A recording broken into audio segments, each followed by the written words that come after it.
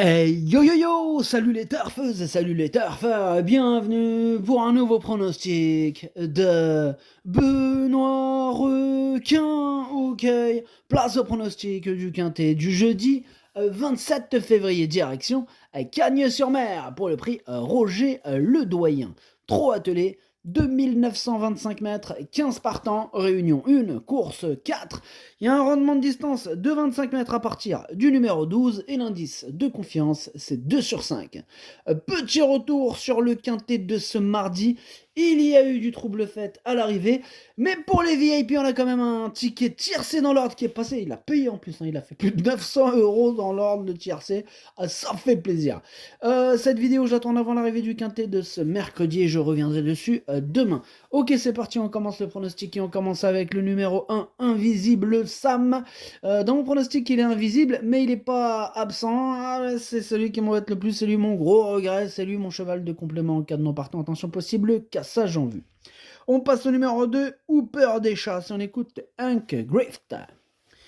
Hooper des Chasses, il réalise un très bon meeting d'hiver. Il évolue sur la montante avec les courses. Il est tombé sur un os là avec Giuliano en dernier lieu, mais il a bien lutté. Il a parfaitement récupéré de ses efforts. Il va se présenter en pleine forme et découvre un bel engagement en tête. Il a beaucoup de choses pour lui. Il a ma préférence parmi mes 4 élèves. Il a sa préférence, c'est son préféré. Bon, moi, c'est pas mon préféré, mais il me plaît beaucoup quand même, hein. Je l'ai gardé dans mon prono, je l'ai mis 5e. On enchaîne avec le numéro 3, Giuliano, et on écoute Nicolas Hench.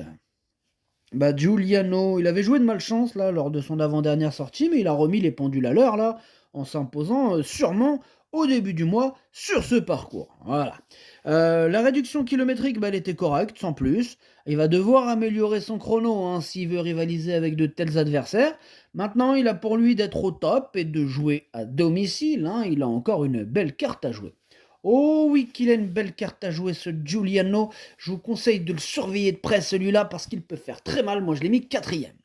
On enchaîne avec le numéro 4, Jongleuse de Lune, et on écoute Kevin Leblanc. Écoutez, Jongleuse de Lune s'était imposée courageusement sur ce parcours fin décembre.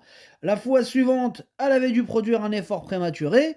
Dernièrement, à Vincennes, elle a perdu du temps derrière un rival fatigué avant de revenir bien finir. Là, elle retrouve une opposition dans ses cordes, sur un parcours qu'elle apprécie. Maintenant, pour gagner, il faudra que tout se passe bien, mais elle détient une très bonne chance.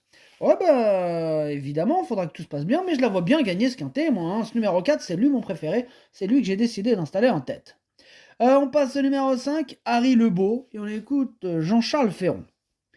Harry Lebeau répète toutes ses courses et réalise un bon meeting d'hiver. Il y a de l'opposition ici et la partie ne sera pas facile, mais il est prêt à faire de son mieux à nouveau. Il aime les courses avec du rythme et placer sa pointe de vitesse. S'il peut avoir la bonne course à l'économie, il va encore répondre présent. Avant coup, il a sa place à l'arrivée. Il a sa place à l'arrivée, nous dit Jean-Charles Ferron, merci. En tout cas, ce numéro 5, lui aussi, me plaît bien. Je l'ai gardé, mais plutôt en bout de combinaison. On enchaîne avec le numéro 6, Galion. On écoute Alexandre de Jésus. Galion a encore bien tenu sa partie dernièrement à Vincennes. Auparavant, il avait été gêné alors qu'il s'apprêtait à disputer l'arrivée. Il est dans une zone de gain hein, où ce n'est pas facile de gagner. Jeudi, il est bien engagé. Nous allons essayer d'aller devant. Bon, il y a encore de l'opposition avec notamment Giuliano, Jongleuse de Lune et Idylle Express, mais sa place est dans les 4 premiers. Ouais, je suis d'accord avec lui. Hein. C'est d'ailleurs, je dirais même plus, je dirais que sa place, elle est dans les 3 premiers. Hein. Moi, je l'ai mis sur le podium, hein, sur la 3e marche du podium. On passe au numéro 7, Gouda Flini, que je n'ai pas retenu. Bon, maintenant, question de feeling avec ce numéro 7. Hein, voilà, bon, affaire d'impression. Voilà. Pour les amateurs de champ réduit, de cote, comme vous le voulez. Bref, on passe au numéro 8, GG Baroque, hein, que je n'ai pas du tout retenu, j'en ai préféré d'autres. On enchaîne avec le numéro 9, I Fire Derpet. Lui non plus, je l'ai pas retenu, mais attention, c'est un regret. C'est mon 2e cheval de complément en cas d'emportant, attention. On passe au numéro 10, Idylle Express. On écoute Pascal Le Lièvre. Idylle Express avait besoin de reprendre de la fraîcheur après sa 2e place fin décembre. Elle a effectué une rentrée discrète dernièrement, mais elle était ferrée. Cette sortie, elle avait pour but de l'amener au mieux pour cet objectif. Elle a bien travaillé depuis à Grosbois. Elle devrait profiter de ce bel engagement hein, pour prendre une part active à l'arrivée. Elle mériterait de trouver son jour. Moi, je la vois bien batailler pour les toutes premières places, hein. Ce numéro 10 fait partie de mes préférés, je l'ai mis deuxième. On passe au numéro 11, fameux Saxe, et on écoute Jean-Marie Roubaud. Fameux Saxe évolue en pleine forme et aligne les belles performances. Dernièrement, à Saint-Galmier, pieds nus, il a très bien terminé. Ici, il découvre un bel engagement. En tête, il est prêt à faire de son mieux. Il sera à nouveau déféré des quatre pieds. Il a sa place à l'arrivée. Pour l'heure, il n'a pas encore gagné à la maison. Avec une ou deux défaillances, peut-être est-ce possible cette fois. Ouais, moi je le vois pas gagner ce quintet, je le vois terminer à l'arrivée. Je l'ai gardé, mais en toute fin de combinaison. On passe au numéro 12, Fronsac, hein, que je n'ai pas du tout retenu, j'en ai préféré d'autres, donc on enchaîne avec le numéro 13, Great of Madrid, on écoute Hank Grift. Great of Madrid, il évolue en pleine forme depuis son arrivée à Cagnes, il répète ses courses. Dernièrement, il s'est retrouvé loin dans le parcours, hein, sans quoi il aurait été encore plus dangereux. Ce sera avant tout une question de parcours. S'il peut placer sa pointe de vitesse au bon moment, il n'a pas trop de terrain à combler, il peut terminer sur le podium, hein. Derrière, Hooper des Chasses, c'est ma meilleure chance quand même. OK, Hank, Grift. Ce numéro 13, moi, il me plaît bien, hein, je pense qu'il peut faire mal. Là, je l'ai mis sixième.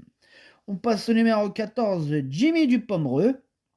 Et ce numéro 14, je l'ai pas retenu, mais c'est lui le chef et le capitaine de ma petite liste des possibles casseurs de tickets repérés. Et on termine avec le numéro 15, Eddie Dupomereux. Lui, il est à l'arrière de ma petite liste des possibles troubles faites, hein.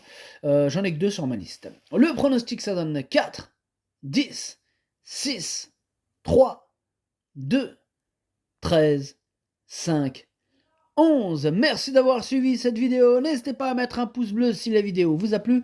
Pour accéder à tous mes tickets pour la course du Quintet, rendez-vous directement en description de la vidéo. À jouer avec modération. Bonne chance. Chopez-le moi. Ciao.